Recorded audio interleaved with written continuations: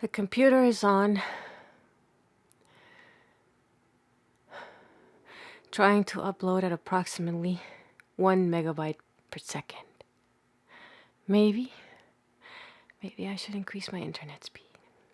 Maybe.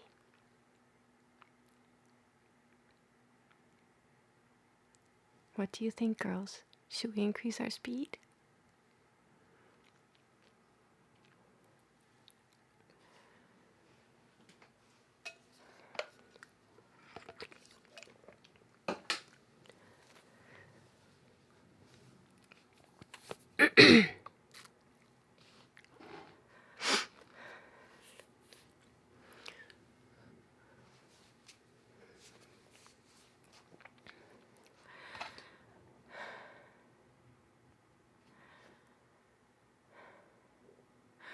These studies are an expansion of the corresponding sections in my book, The Golden Bow, and they will form part of the third edition of that work, on the preparation of which I have been engaged for some time.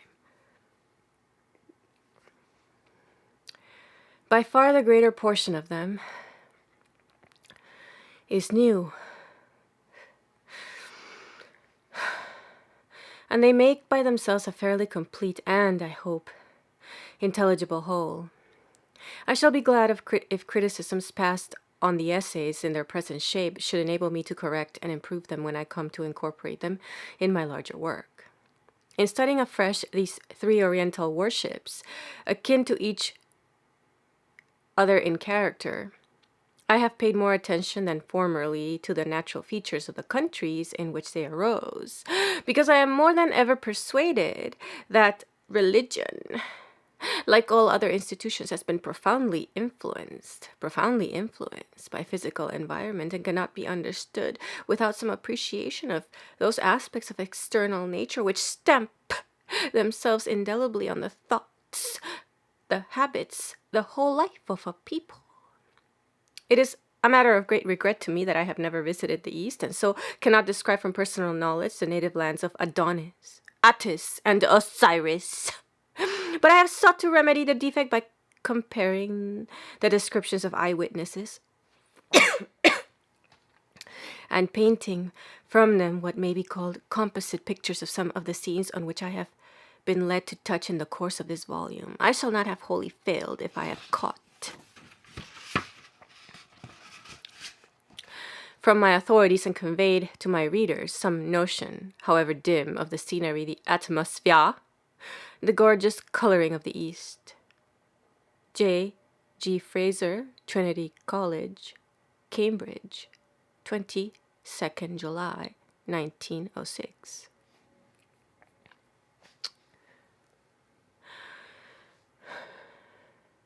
In the second edition, some minor corrections have been made and some fresh matter added. Where my views appear to have been misunderstood, I have endeavored to state them more clearly. Where they have been disputed, I have carefully reconsidered the evidence and given my reasons for adhering to my former opinions. Most of the additions thus made to the volume are comprised in a new chapter, Sacred Men and Women, a new section, Influence of Motherkin on Religion, and 3 new appendices, Moloch, Moloch the King, the Widowed Flamen, and some customs of the Pelew Islanders. Among the friends and correspondents who have kindly helped me with information and criticisms of various sorts, I wish to thank particularly Mr. W. Crook, Professor W. M. Flinders, Petrie, Mr. G. F. Hill of the British Museum, the Reverend J. Roscoe of the Church Missionary Society, and Mr. W. Weiss. Above all, I owe much to my teacher, the Reverend Professor R. H. Kennett, who, besides initiating me into the charms of the charms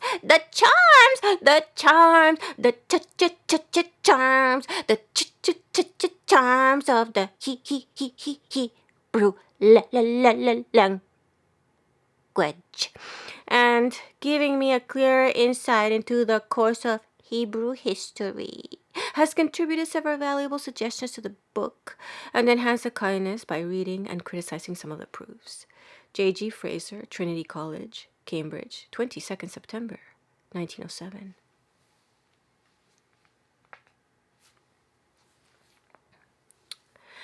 In revising the book for this third edition,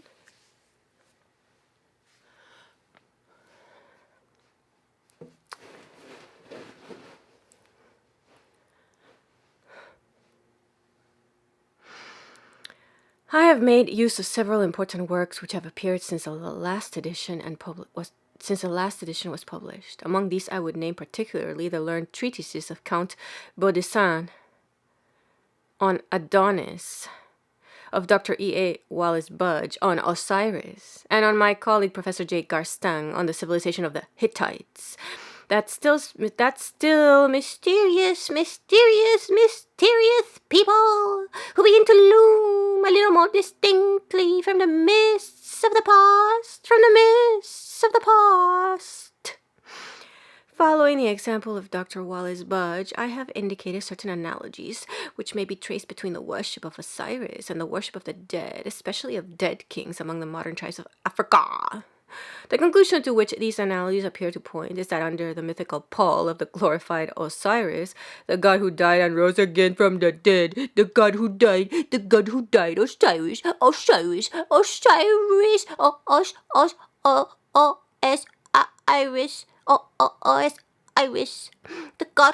rose again from the dead, There once lay the body of a dead man. Whether that was so or not, I will not venture to say. The longer I occupy myself with questions of ancient mythology, the more diffident I become of success in dealing with them. And I am apt to think that we who spend our years in searching for solutions of these insoluble problems are like Sisyphus, perpetually rolling his stone uphill only to see it revolve again into the valley, or like the daughters of Danaus, doomed forever to pour water into broken jars that can hold no water. Doomed, the daughters of Danaus, doomed forever to pour water into broken jars that can hold no water, If we are taxed with wasting life in seeking to know what can never be known, and what if it could be discovered, would not be worth knowing, what can we plead in our defense? What? I fear very little. Such pursuits can hardly be defended on the ground of pure reason. We can only say that something we know not what drives us to attack the great enemy, ignorance, whenever we see him, and that if we fail, as we probably shall, in our attack on his entrenchments, it may be useless, but it is not inglorious to fall in leading a forlorn hope. J.G. Fraser, Cambridge, 16th January 1914.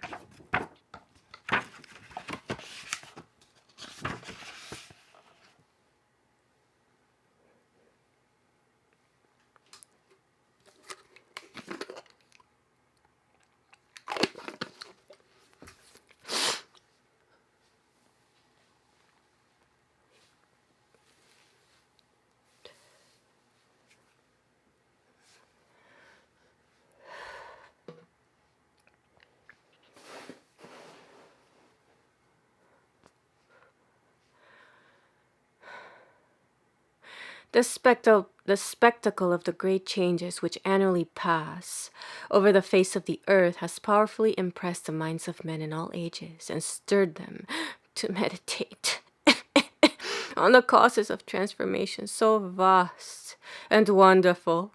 Their curiosity has not been purely disinterested, for even the savage cannot fail to perceive how intimately his own life is bound up with the life of nature, and how the same processes which freeze the stream and strip the earth of vegetation menace him with extinction.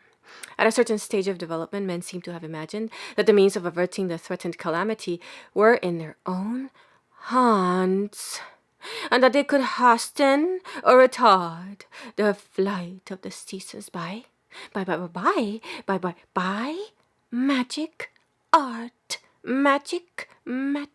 magic art. Accordingly, they performed ceremonies and recited spells, to make the rain to fall, the sun to shine, animals to multiply, and the fruits of the earth to grow. In course of time, the slow advance of knowledge, which has dispelled so many cherished illusions,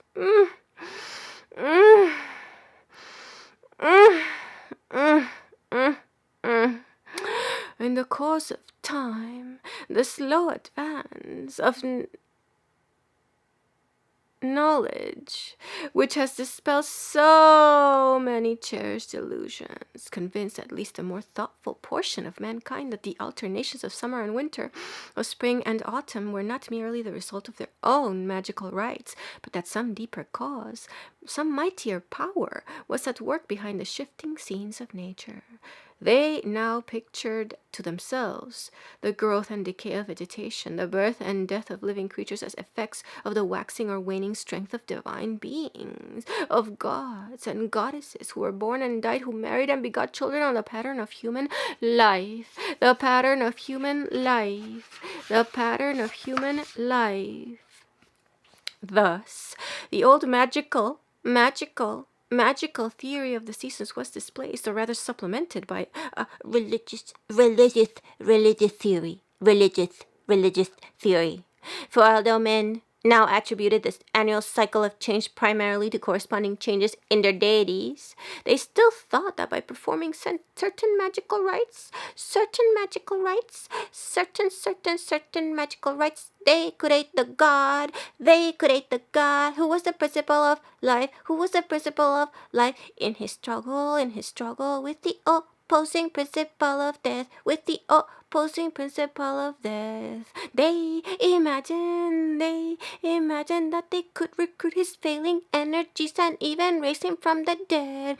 They imagined that they could recruit his failing energies and even raise him from the dead. The ceremonies which they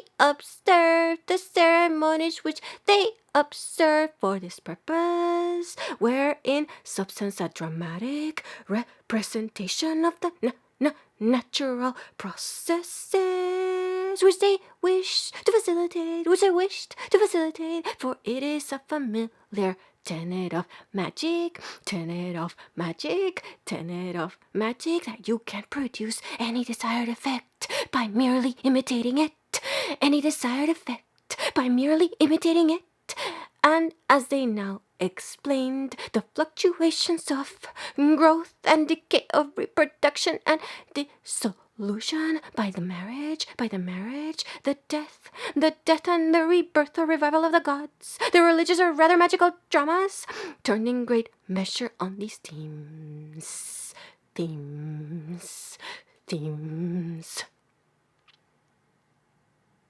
They set forth the fruitful union of the powers of fertility, the sad death of one at least of the divine partners, and his joyful resurrection.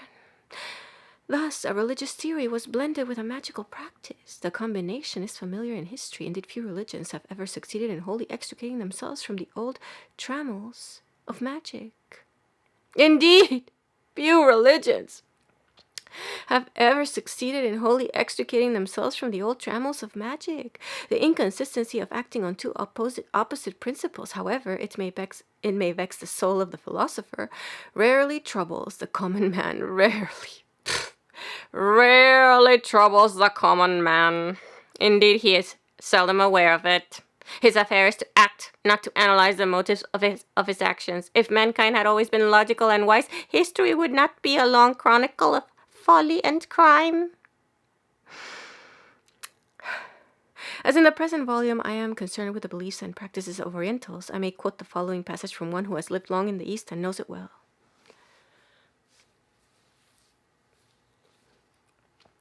The Oriental mind is free from the trammels of logic. It is a literal fact that the Oriental mind can accept and believe two opposite things at the same time. We find fully qualified and even learned Indian doctors practicing Greek medicine as well as English medicine and enforcing sanitary restrictions to which their own houses and families are entirely strangers. We find astronomers who can predict eclipses and yet who believe that eclipses are caused by a dragon swallowing the sun. We find holy men who are credited with miraculous powers and with close communion with the deity, who live in drunkenness and immorality and who are capable of elaborate frauds on others. To the Oriental mind, a thing must be incredible to command a ready belief. From riots and unrest in the Punjab.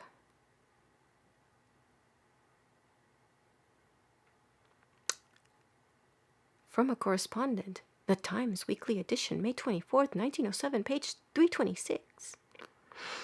Again, speaking of the people of the Lower Congo, an experienced missionary describes the religious ideas as, quote, chaotic in the extreme and impossible to reduce to any systematic order. The same person will tell you at different times that the departed spirit goes to the nether regions or to a dark forest or to the moon or to the sun.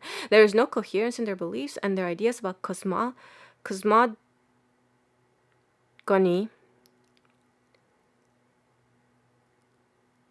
and the future are very nebulous. Although they believe in punishment after death, their faith is so hazy that it has lost all its deterrent force. If in the following pages a lack of logical unity is observed, it must be put to the debit of the native mind, as that lack of logical unity really represents the mistiness of their views. Unquote. Unless we allow for this innate capacity of the human mind to entertain contradictory beliefs at the same time, we shall in vain attempt to understand the history of thought in general, and of religion in particular, and of religion in particular, and of religion in particular. Of the changes which the seasons bring with them, the most striking within the temperate zone are those which affect vegetation. The influence of the seasons on animals, though great, is not nearly so manifest. Hence it is natural that in the magical dramas designed to dispel winter and bring back spring, the emphasis should be laid on vegetation, and that trees and plants should figure in them more prominently than beasts and birds. Yet the two sides of life, the vegetable and the animal, were not dissociated in the minds of those who observed the ceremonies. Indeed, they commonly believed that the tie between the animal and the vegetable world was even closer than it really is. Hence, they often combined a dramatic representation of reviving plants with a real or a dramatic union of the sexes for the purpose of furthering, at the same time and by the same act of multiplication of fruits of animals. And of men, and of men. To them, the principle of life and fertility, whether animal or vegetable, was one and indivisible. To live and to cause to live, to eat food and to beget children, these were the primary wants of man.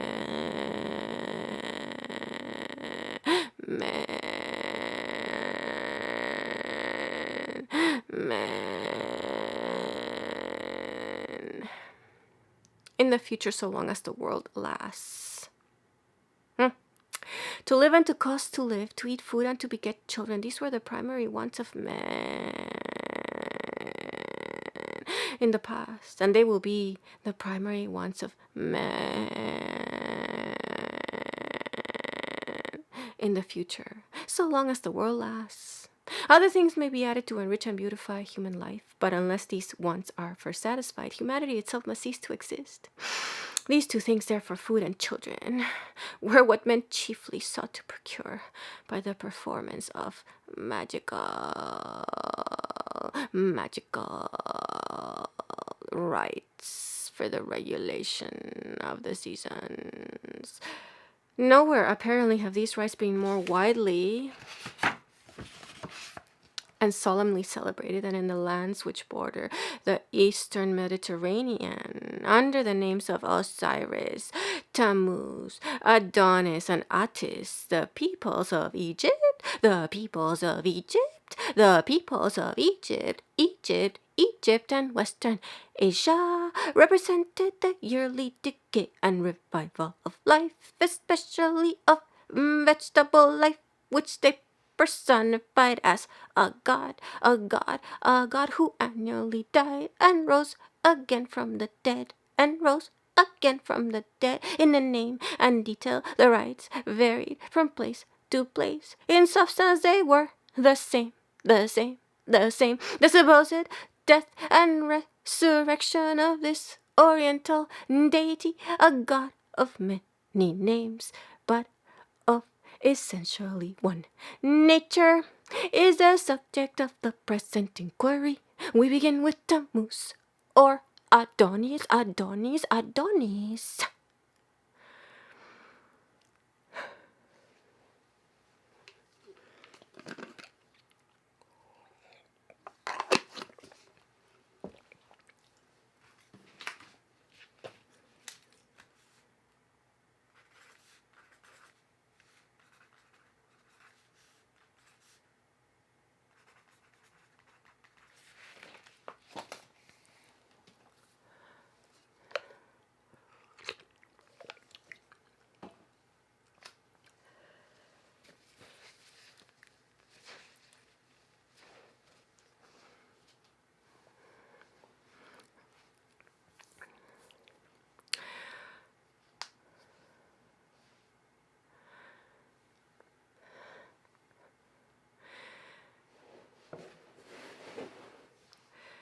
The worship of Adonis was practiced. The equivalence of Tammuz and Adonis has been doubted or denied by some scholars, as by Renan. Mission définit Mission Finicia. Paris, 1864. But the two gods are identified by origin.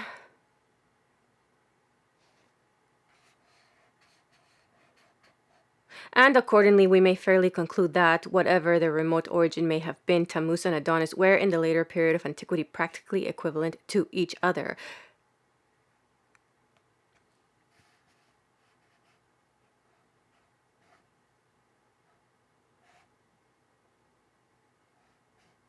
An Assyrian origin of the cult of Adonis was long ago affirmed by Macrobius.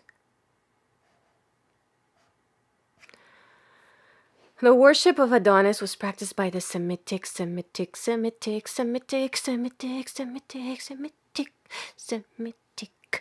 worship of Adonis was practiced by the Semitic peoples of Babylonia and Syria.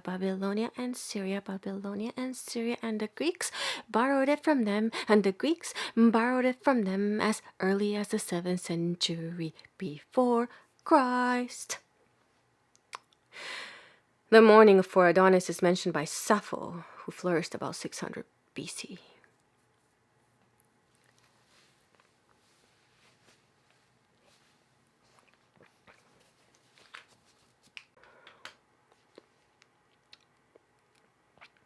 The true name of the deity was Tammuz. The appellation of Adonis is merely the Semitic Adon. The Semitic Adon. Adon. Quote, Lord, unquote. A title of honor by which his worshippers addressed him.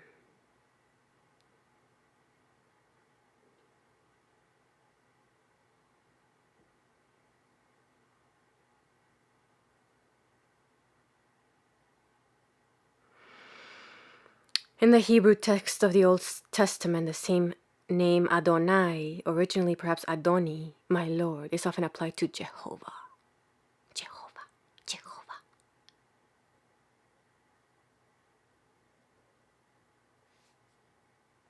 In the Old Testament, the title Adoni, my Lord, is frequently given to men.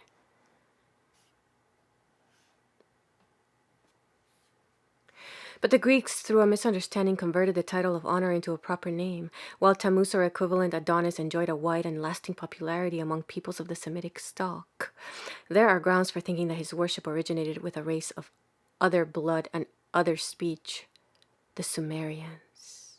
The Sumerians.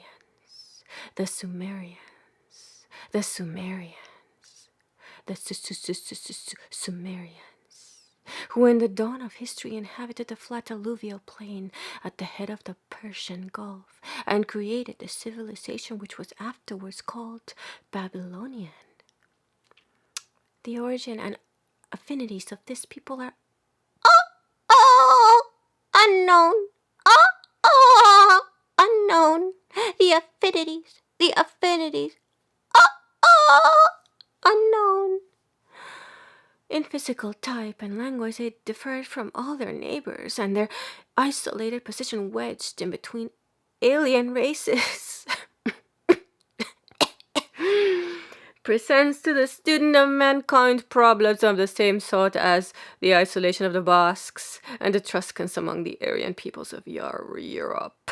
An ingenious but unproved hypothesis would represent them as immigrants driven from Central Asia by that gradual desiccation which for ages seems to have been converting once fruitful lands into a waste and burying the seeds of ancient civilization under a sea of shifting sand. Under a sea of shifting sand. A sea of shifting sand. A sea of shifting sand. Whatever their place of origin may have been, it is certain that in southern Babylonia, the Sumerians attained a very early period to a considerable pitch of civilization, for they tilled the soil, reared cattle, built cities, dug canals, and even invented a system of writing. invented a system of writing, which their Semitic neighbors in time borrowed from them.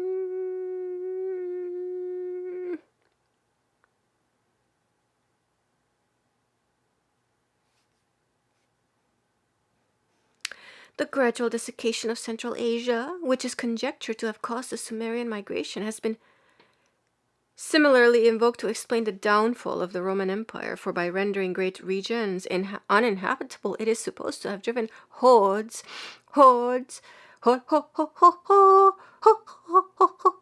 of fierce barbarians to find new homes in Europe, Europe.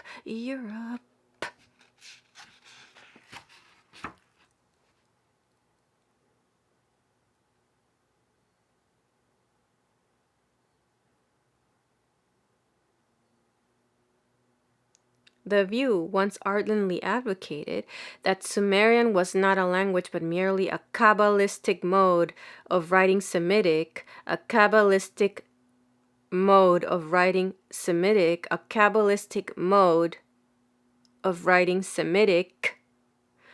is now generally exploded.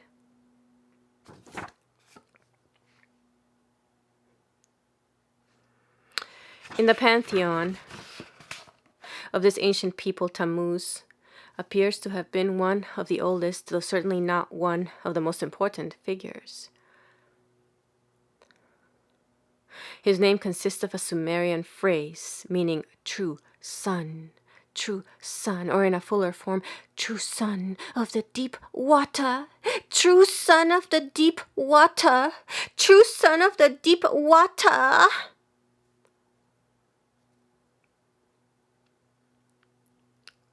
And among the inscribed Sumerian texts which have survived the wreck of empires are a number of hymns in his honor, which were written down not later than about 2,000 years before our era, but were almost certainly composed at a much earlier time. In the religious literature of Babylonia, Tammuz appears as the youthful spouse. The useful spouse or lover of Ishtar, the great mother goddess, the embodiment of the reproductive energies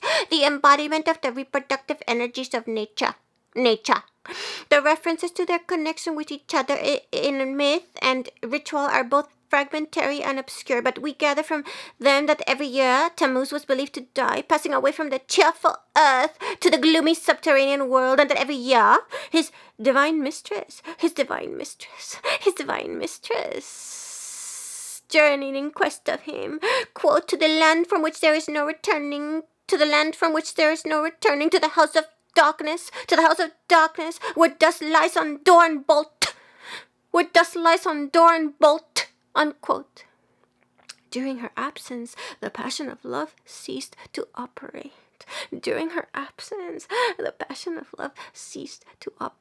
Men and beasts alike forgot to reproduce their kinds. All life was threatened with extinction. So intimately bound up with the goddess were the sexual functions of the whole animal kingdom that without her presence they could not be discharged. A messenger of the great god Ea was accordingly dispatched to rescue the goddess on whom so much depended. A messenger of the great god Ea was accordingly dispatched to rescue the goddess on whom so much depended. The stern queen of the infernal regions, Alatu, or Ereshkigal by name, reluctantly allowed Ishtar to be sprinkled with the water of life, and to depart, in company probably with her lover Tammuz, and the two might return together to the upper world, and that with their return all nature might revive. Laments for the departed Tammuz are contained in several Babylonian hymns, which liken him to plants that quickly fade. He is a tamarisk that in the garden has drunk no water, whose crown in the field has brought forth no blossom, a willow that rejoiced not by the water curse, a willow whose roots were torn up, an herb that in the garden had drunk no water. His death appears to have been annually mourned.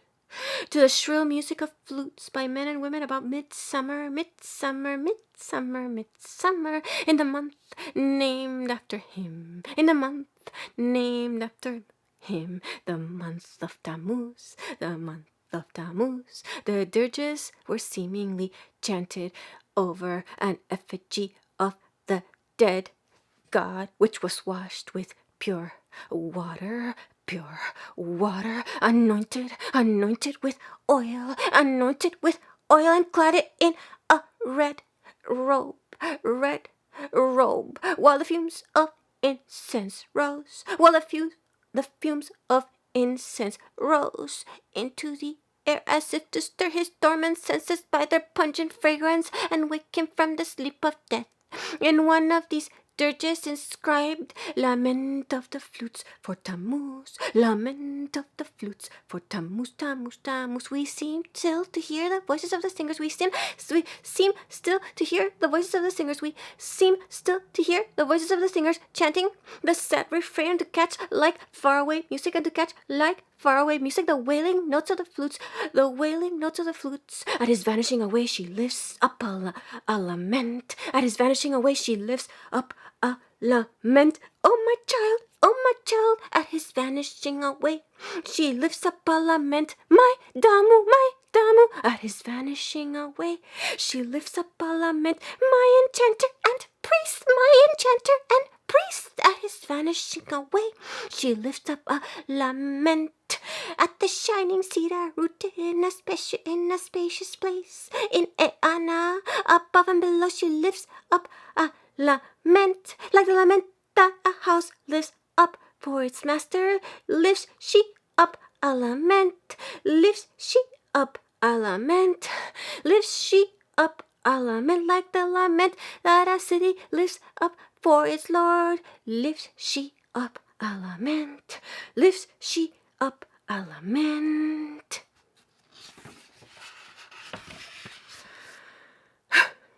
Her lament is a lament for an herb that grows not in the bed. Her lament is a lament for the corn that grows not in the ear. Her chamber is a possession that brings not forth a possession, a weary woman, a weary child, forespent. Her lament is for a great river where no willows grow. Her lament is for a field where corn and herbs grow not. Her lament is for a pool where fishes grow not. Her lament is for a thicket of reeds where no reeds grow. Her lament is for woods where tamarisks grow not. Her lament is for a wilderness where no cypresses grow. Her lament is for the depth of a garden of trees where honey and wine grow not. Her lament is for meadows where no plants grow. Her lament is for a palace where length of life grows not.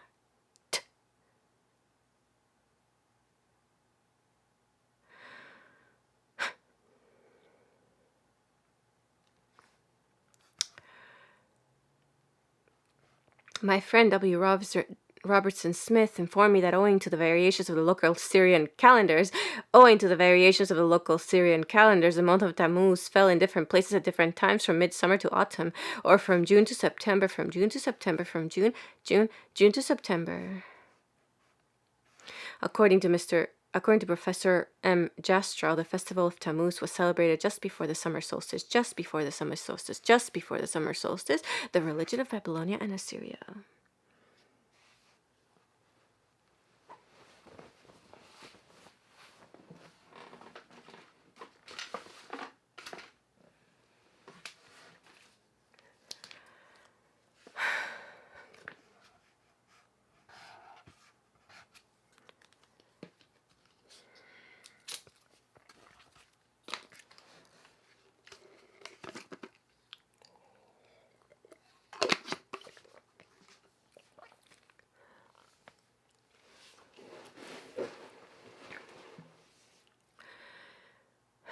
He observes that the calendar of the Jewish Church still marks the 17th day of Tammuz as a fast, and Hutzma has shown that the association of the day with the capture of Jerusalem by the Romans represents merely the attempt to give an ancient festival a worthier interpretation.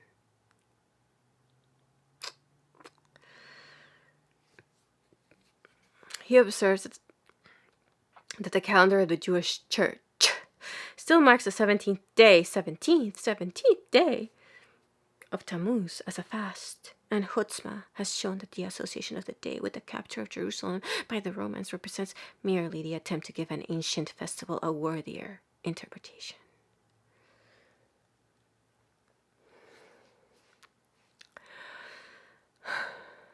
The tragical story and the melancholy rites of Adonis are better known to us from the descriptions of Greek writers than from the fragments of Babylonian literature or the brief reference of the prophet Ezekiel, who saw the women of Jerusalem weeping for Tammuz at the north gate of the temple. Mirrored in the glass of Greek mythology, the oriental deity appears as a comely youth, beloved by Aphrodite.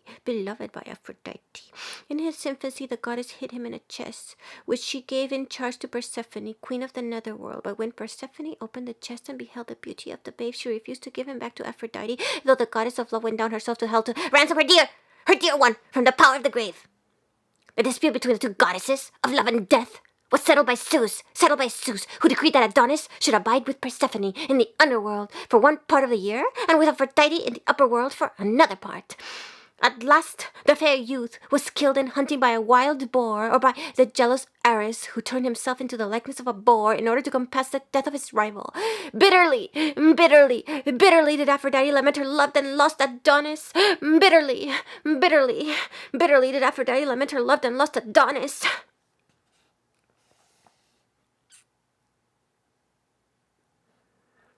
The strife between the divine rivals for the possession of Adonis appears to be depicted on an Etruscan mirror.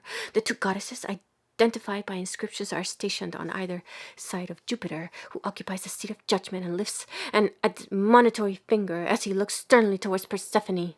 Overcome with grief, the goddess of love buries her face in her mantle, while her pertinacious rival, grasping a branch in one hand, points with the other at a closed coffer, which probably contains the youthful Adonis.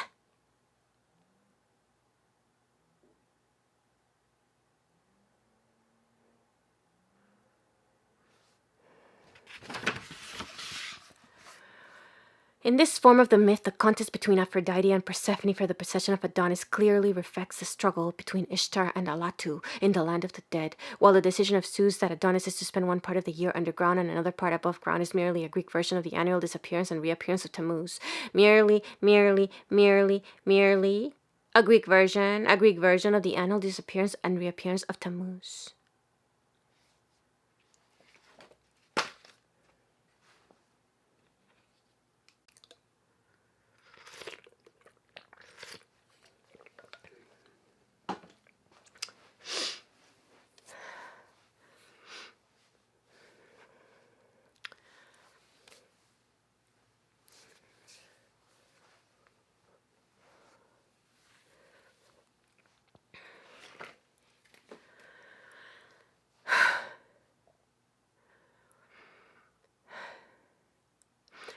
The myth of Adonis was localized and his rites celebrated with much solemnity at two places in Western Asia.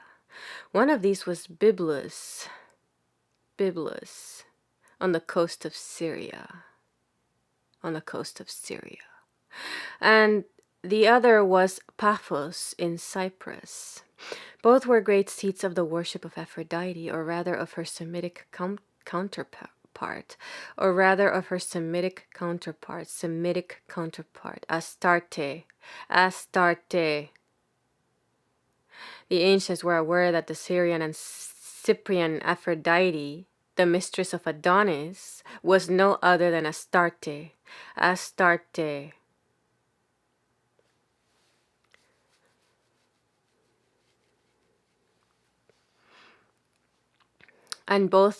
And of both, if we accept the legends, Cinyras, the father of Adonis, was king.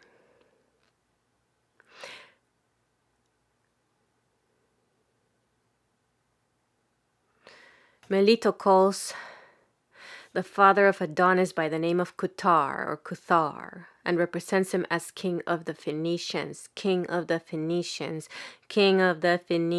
with his capital at Gebal, Byblus, i.e. Byblus, Byblus.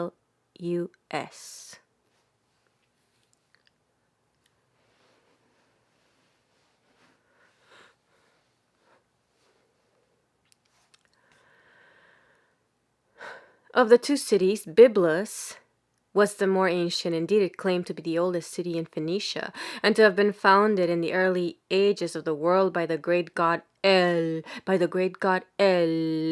whom Greeks and Romans identify with Cronus and Saturn, respectively.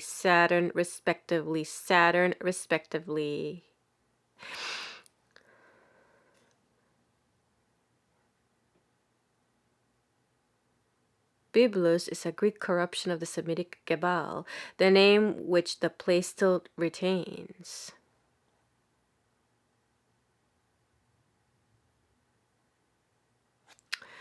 However that may have been, in historical times it ranked as a holy place, the religious capital of the country, the Mecca or Jerusalem of the Phoenicians, the Mecca or Jerusalem of the Phoenicians, the Phoenicians.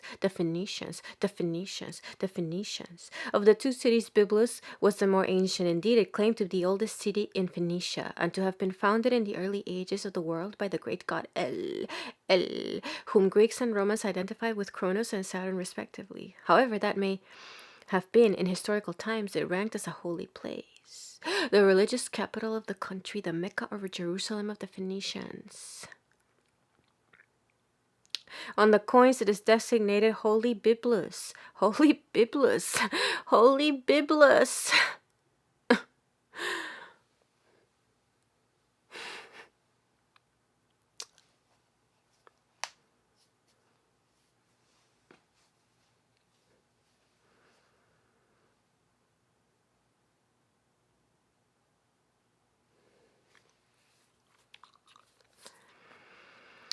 The city stood on a height beside the sea,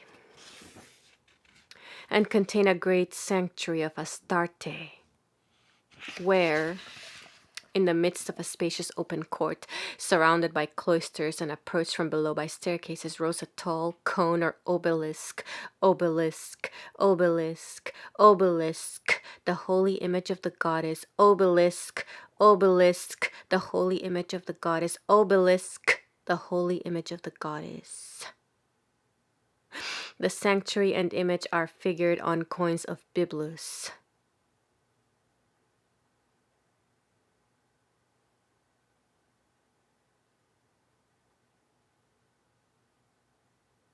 In this sanctuary, the rites of Adonis were celebrated. Indeed, the whole city was sacred to him. And the river Nar Ibrahim, which falls into the sea a little to the south of Byblos, bore in antiquity the name of Adonis. This was the kingdom of Cinyras.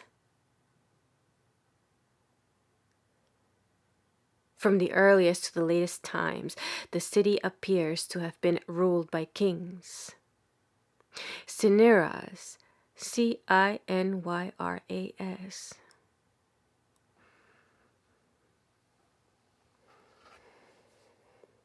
From the earliest to the latest times, the city appears to have been ruled by kings, assisted perhaps by a senate or council of elders.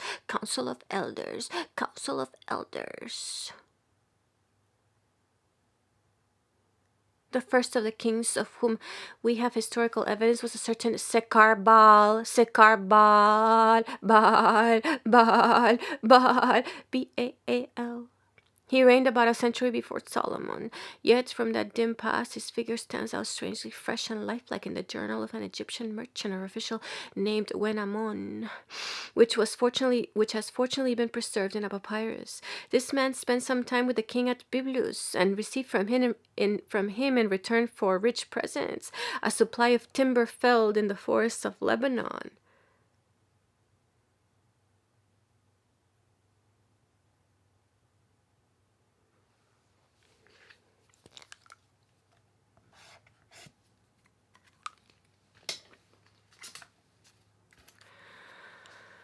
Another king of Byblos, who bore the name of Cbt Baal, paid tribute to Tiglath-Pileser, the third king of Assyria, about the year 739 BC. Further, from an inscription of the 5th or 4th century before our era, we learn that a king of Byblos by the name of Yehomelech, son of Baal, and grandson of Adom Melech, or Uri Melech, dedicated a pillared portico with a carved work of gold and a bronze altar to the goddess, whom he worshipped under the name of Baalath Gebal, that is, the female Baal of Byblos, the female Baal of Byblos, the female Baal of Byblos, Byblus, Baal of Byblos.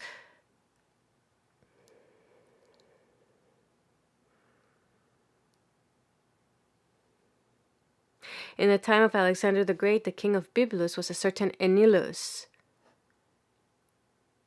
whose name appears on a coin of the city. The names of these kings suggest that they claimed affinity with their god Baal, B-A-A-L, or Moloch, M-O-L-O-C-K, for Moloch is only a corruption of Melech, M-E-L-E-C-H. That is, king, quote, unquote, king. Such a claim at all events appears to have been put forward by many other Semitic kings. On the divinity of Semitic kings, and the kingship of Semitic gods. C.W.R. Smith, Religion of the Semites.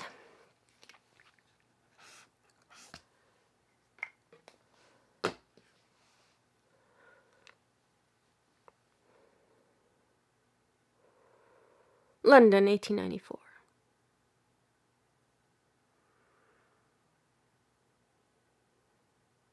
The early monarchs of Babylon were worshipped as gods in their lifetime.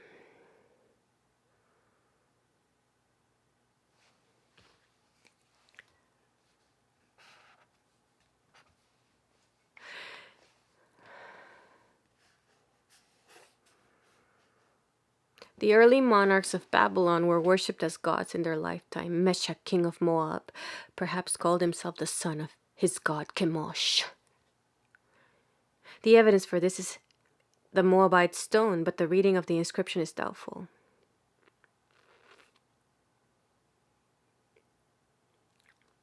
Among the Aramean sovereigns of Damascus mentioned in the Bible, we find more than one Ben-Hadad, that is son of the god Hadad,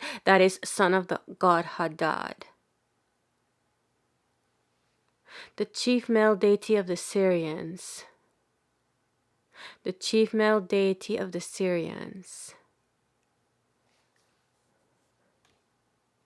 The prophet Zechariah speaks of a great mourning of or for Hadad Rimon in the plain of Megiddo. This has been taken to refer to a lament for Hadad Rimon, the Syrian god of rain, storm, and thunder, like the lament for Adonis.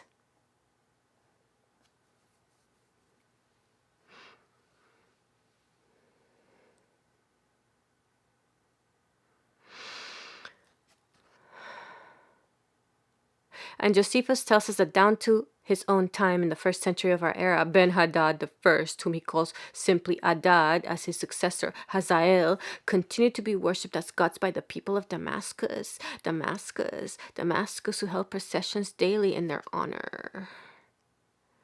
Some of the kings of Edom seem to have gone a step further and identified themselves with the god in their lifetime. At all events, they bore his name Hadad without any qualification.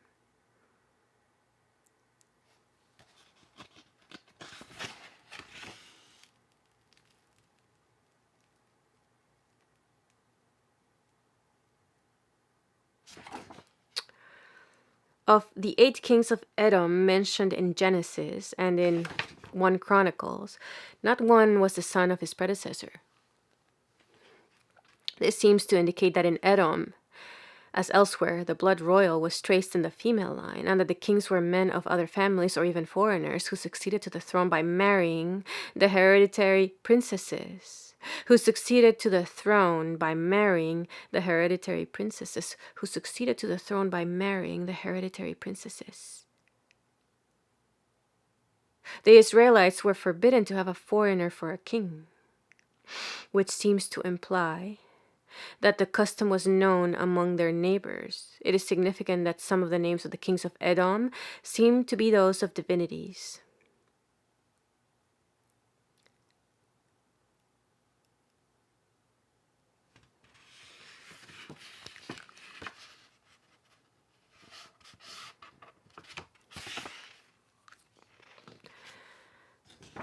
King Bar-Rekub, who reigned over Samal in northwestern Syria in the time of Tiglath-Pileser, 727 BC, appears from his name to have reckoned himself as a son of Rekub-El, the god to whose favor he deemed himself indebted for the kingdom.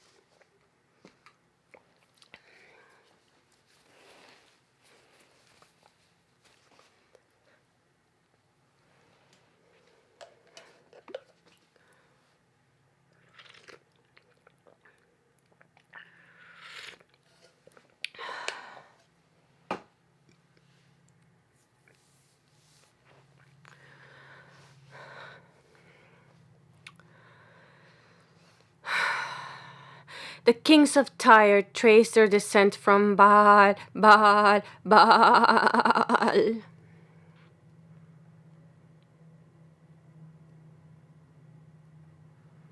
And apparently profess to be gods in their own person, and apparently profess to be gods in their own person, and apparently profess to be gods in their own person. Ezekiel. Several of them bore names which are partly composed of the names of Baal, and Astarte. One of them bore the name of Baal, pure and simple. Menander of Ephesus, quoted by Josephus. According to the text of Josephus as edited by Benis, the names of the kings in question were Abibal, Balbaser, Astarte, Metusal Start, son of Leastart, Ithobal, Balezor, Balator, Merbal.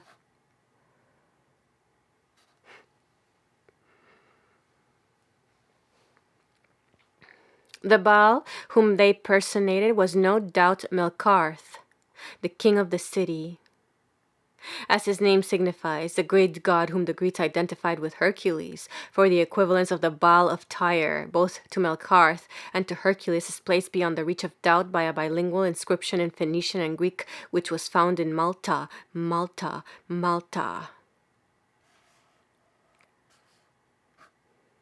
One of the Tyrian kings seems to have been called Abimelech. Abimelech, M-I-L-K, Abimelech. That is, father of a king.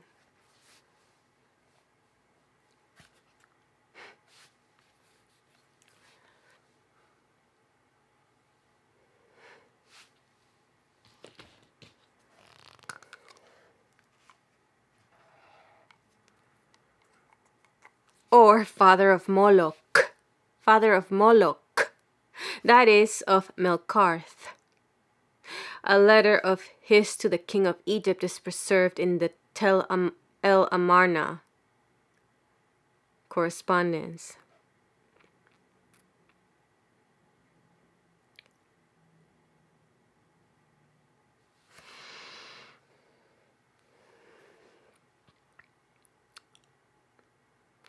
In like manner, the kings of Byblos may have assumed the style of Adonis, for Adonis was simply the divine Adon, or lord of the city, a title which hardly differs in sense from Baal, master, and Melech, king.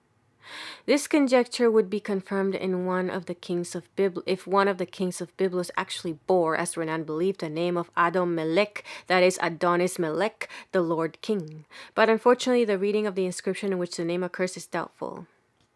Some of the old Canaanite kings of Jerusalem appear to have played the part of Adonis in their lifetime, if we may judge from their names, Adoni-Besek and Adoni-Sedek, which are divine rather than human titles. Adoni-Sedek means Lord of Righteousness, and is therefore equivalent to Melchizedek, that is, King of Righteousness.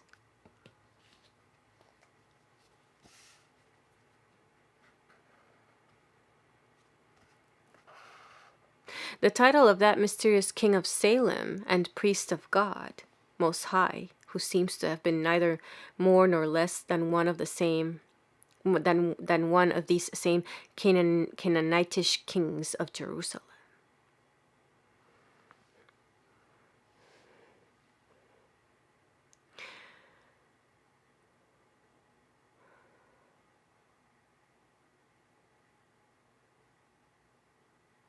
Encyclopedia Biblica, Adoni-Besek, Adoni-Sedek, Melchizedek. It is to be observed that names compounded with Adoni were occasionally borne by private persons. Such names are Adoni-Kam and Adoni-Ram, not to mention Adonijah, who was a prince and aspired to the throne of his father David.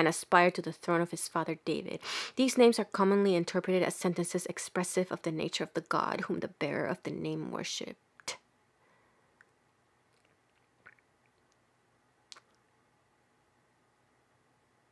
It is quite possible that names which once implied divinity were afterwards degraded by application to common men.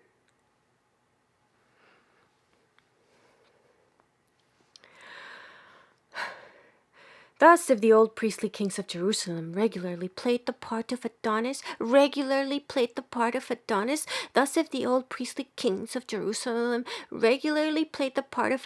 we need not wonder that in later times the women of Jerusalem used to weep for Tammuz, that is, for Adonis, at the north gate of the temple.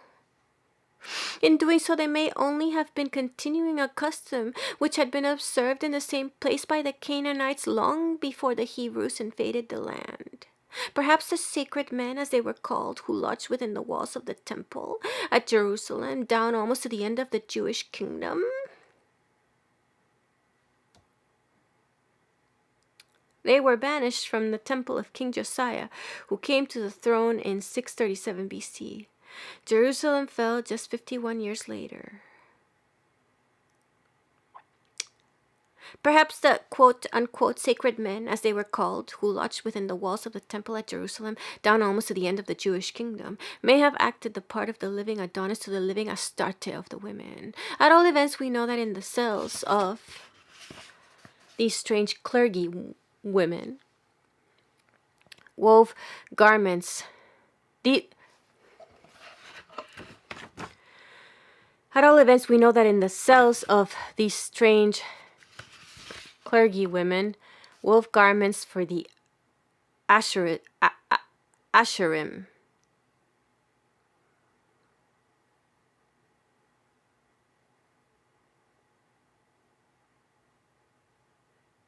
The sacred poles which stood beside the altar and which appeared to have been by some regarded as embodiments of Astarte.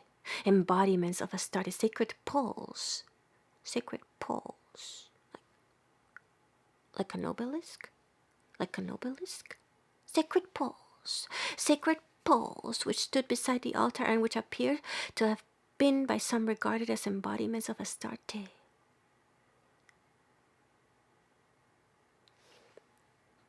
The Asherah, singular of Asherim, was certainly of wood. It seems to have been a tree stripped of its branches and planted in the ground beside an altar, whether of Jehovah or of other gods. That the Asherah was regarded as a goddess, the female partner of Baal, appears from Kings 1, 2, 3, and that this goddess was identified with Ashtoreth, Astarte. may be inferred from a comparison of judges with judges. Yet on the other hand, the pole or tree seems by others to have been viewed as a male power. Jeremiah. And the identification of the Asherah with Astarte has been doubted or disputed by some eminent modern scholars.